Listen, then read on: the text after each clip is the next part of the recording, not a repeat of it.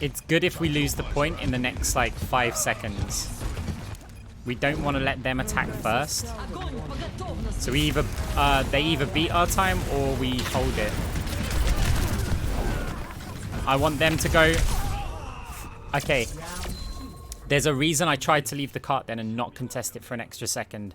And I'm hoping that we get to attack first. I'm hoping. Yes! Okay. There's a thing in this game called attacker's advantage. It is a real thing. It was prevalent in Team Fortress 2 and they had to alter competition for it. There is an advantage to setting the goalposts as opposed to having to react to it, right? The enemy team does not know if they have to fall back or not, right? Let's say we're pushing the cart, right? And we're now a 2v2 or a 3v3, right? And we're about to cap the first point.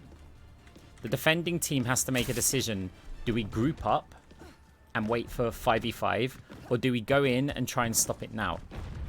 They have to make that decision, and they could make the wrong one, right? However, let's say that we don't manage to cap the point. The round ends and we're now the defenders. When they attack, that decision's already made for us, right? Because we know that we have to hold that point. So we definitely engage in the 2v2. And so they never quite know. And you think, oh, well, that works both ways. Well, it doesn't really, because our goal on attack is always going to be to push the cart as far as we can. There isn't really much of a regroup like opportunity for us, like to make decisions. And so there is a big statistical advantage, and I'd love to see win rates of like attacking team first and stuff like that. Because I reckon it would be quite obvious.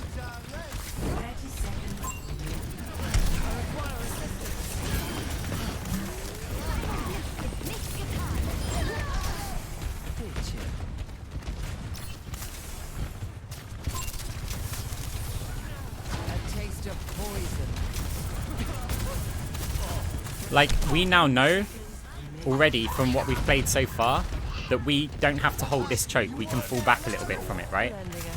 They didn't know that.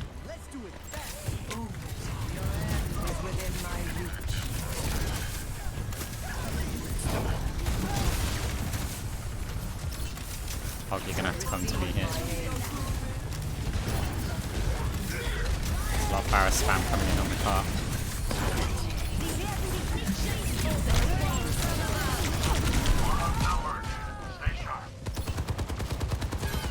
It is an advantage, right? We know exactly where we need to defend.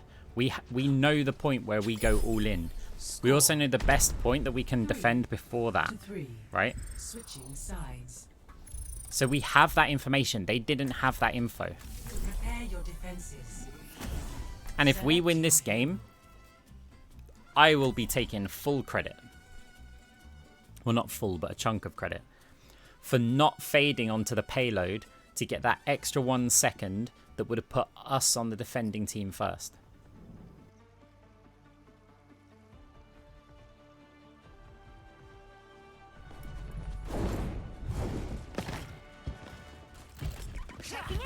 Now, it's not set in stone, but we definitely know what we need to do. And this is why, like, the whole owl and stuff, they don't play the game as competitive as it should be.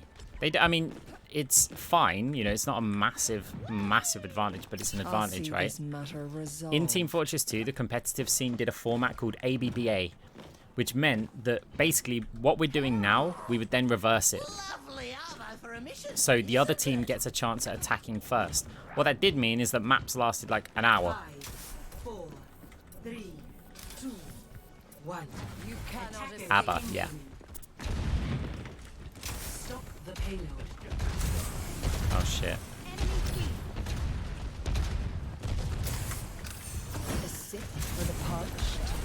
Hog's gonna get booped off and we need to be ready for it.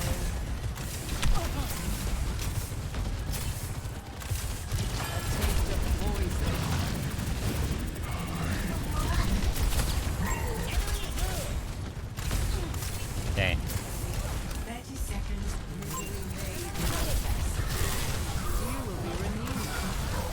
Hog is in the bubble of doom.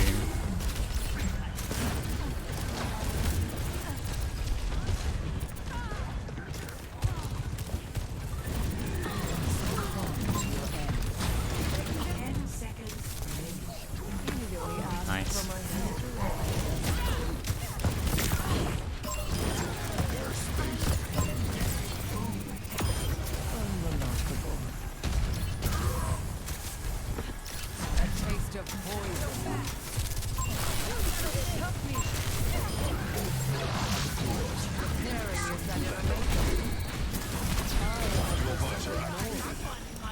Right, if the enemy team knew that they were only going to get the cart to here, they would have defended here.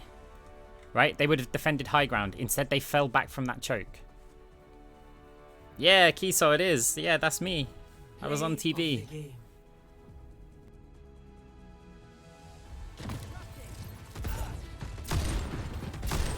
Twice in a row as well.